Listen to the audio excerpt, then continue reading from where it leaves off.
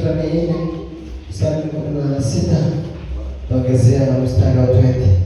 Mstari huu si mrefu sana. Amen. Umefika? Yes. Sawa, ndio tupate msomaji wa Kiswahili. Tusome alafu tuendelee.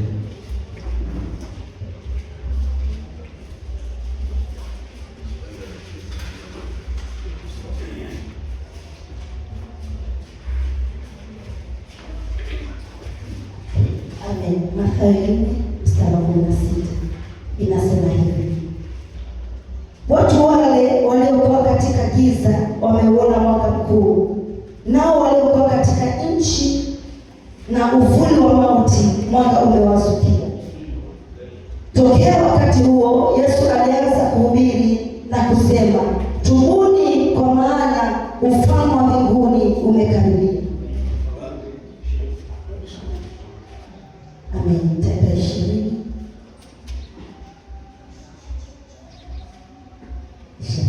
Mara wakaziacha nyavu zao wakamfuata. Haleluya. Amen. Mara wakaziacha nyavu zao wakamfuata. Hiyo tunaongezea. Sasa tulikuwa tunaongea kuhusu nuru iliyoangaza katika ulimwengu. Amen. Na hiyo nuru tumeona vilianza kutoka kwa Adamu kwa Edeni mpaka Yesu alipozaliwa. Amen. Na hiyo nuru tunaona ni Yesu, na mtu kabla aangaziwe na nuru inaonekana alikuwa kwa giza, na hiyo giza ilikuwa ni dhambi. Amen. Tunasema hivi, soka katika na tunasema ukiwa katika nuru giza haiwezi kutawala tena, kwa maana nuru imeangaza.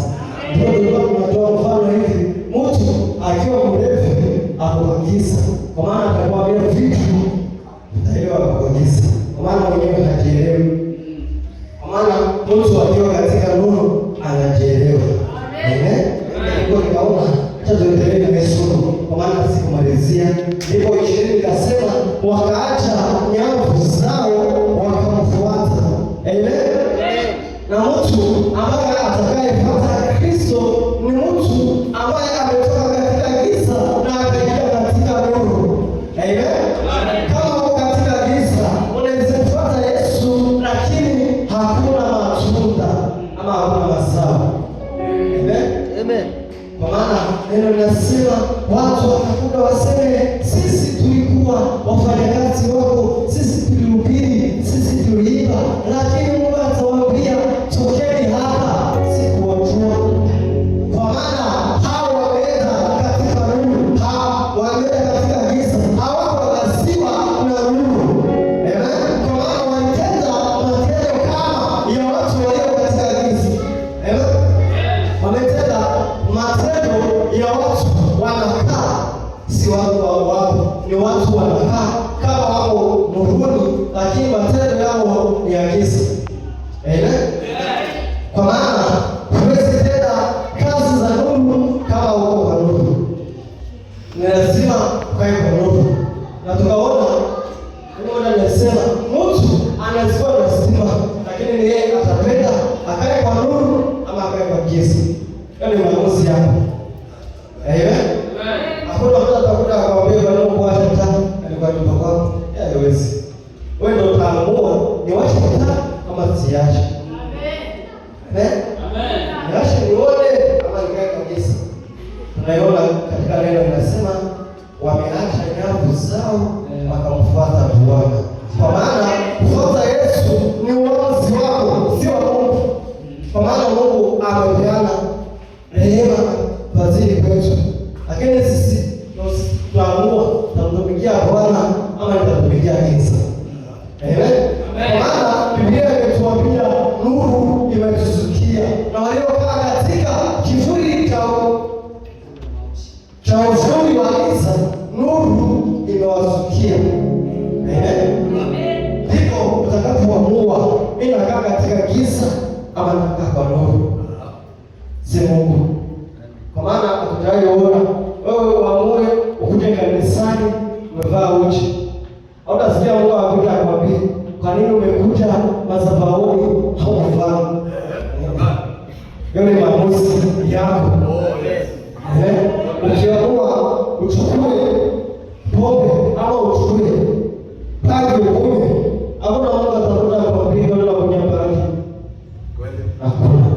Hiyo ni maamuzi yako. Na ukiamua mwenyewe ukunywe, kunywa. Amen.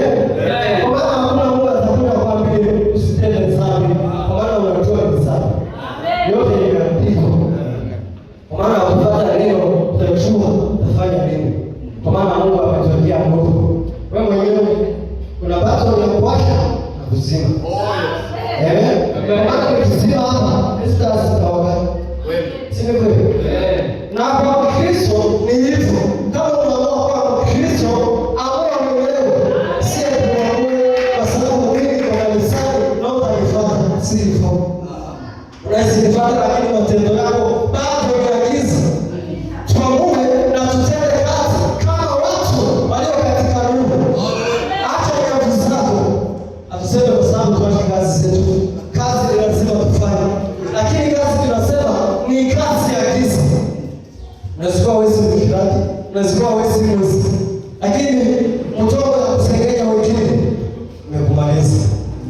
Amen. Kaingia matoka kabisa. Tupe credit ya 50. Tutaongea vizuri. Hakuna kitu tunataka kuongea, unajua. Fulani ya wewe. Unajua hivi. Ndio kanisani leo hata ametuibisha vibaya. Kwa nini kuiba? Sio ndio ulikuwa kanisani. Wewe umeshindwa unaona ndani. Lakini sasa unapata hiyo nguvu ya kusema kanisani umetuibisha wanangu. Amen. Hizo kazi za giza. Lakini tuache kazi za giza. Tufanye kazi zinazoangaziwa na nuru.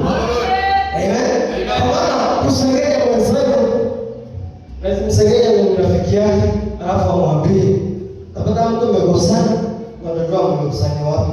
Ni kwa vile umeongea na umemwongelea kwa rafiki yake, rafiki naye akamwambia, "Amen." Kuna mtu anayefuta kwa mimi niko na siri. Kama ile kushinda, kaa nayo. Kwa maana mimi si mahali wa kuweka siri zako. Maana mimi kama nimekushinda ndani yako, mimi nitaiweza kweli? Yes. Amen. Tutende kazi kama watu walioangaziwa na nuru. Ndipo wanafunzi wa Yesu waliacha nyavu zao wakamfuata, wakaamua kufanya kazi za Yesu. Amen. Kwa maana wamemjua Yesu ni nani.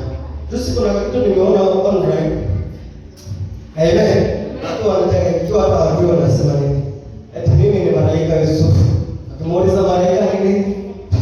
Hajui hata kuongea malaika ndio nini. Lakini anasema malaika. Ila anasema ni nabii wa malaika. Ni malaika, ni nabii wa Bwana. Alafu mwambie wewe si malaika. Yeye akasema malaika na nabii ni desema. Na kwa wajui hiyo ndio nimesikiliza karibu kama ikianza next. Kwa sababu kuna maswali mengi wanauliziwa, lakini kitu wanafanya hawajui. Akasema ni nabii, ni malaika. Na hiyo kitu asiendani. Malaika wa mbinguni ni jeshi lake Bwana, nabii wa duniani ni wanafanya kazi na Mungu. Sasa hiyo labda amesababisha lesson. Tena tofauti. Amen. Tujue vitu tunavyotenda. Usitende kazi ya gizani na uko nuruni. Usiwe nuruni na utende kazi ya gizani. Amen. Maana mtu akiwa kwa nuru anajua umevaa. Amen. Si wewe kuangalia kwa mirror, unajua umevaa vizuri. Si lazima watu kujiona. Amen. Na wengi anaangalia kwa sababu yeye anajua vile umevaa ni vizuri. Si wewe tunaponiona, lakini anavaa kwa sababu anajua mimi ni wa nuru. Amen. Tende kazi ya nuru kama watu wa nuru. Tuache vitu zingine zaidi sana tuangazie. Amen. Kama umeamua kuangaziwa, Bwana yuko karibu. Kama umekaribia ama umeamua uende gizani, Bwana anakuacha. Sio kama usisha pale, kwa nini hukuniambia?